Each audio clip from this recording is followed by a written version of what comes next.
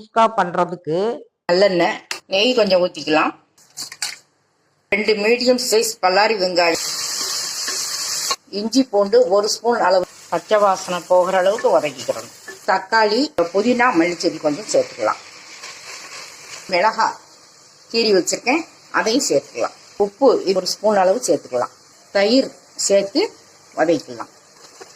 1/4 spoon மஞ்சள் பொடி சேர்த்துக்கலாம். 1 ஸ்பூன் மிளகாய் பொடி, கரம் மசாலா 1/2 ஸ்பூன், தண்ணி சேர்த்துக்கலாம். தண்ணி கொதி பிடிக்கவும் அரிசியை போடலாம்.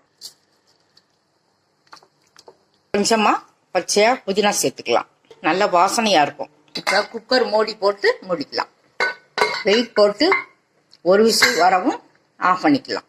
நீங்களும் இதே மாதிரி குஸ்கா செய்து சாப்பிட்டு பார்த்துட்டு சப்ஸ்கிரைப் பண்ணுங்க.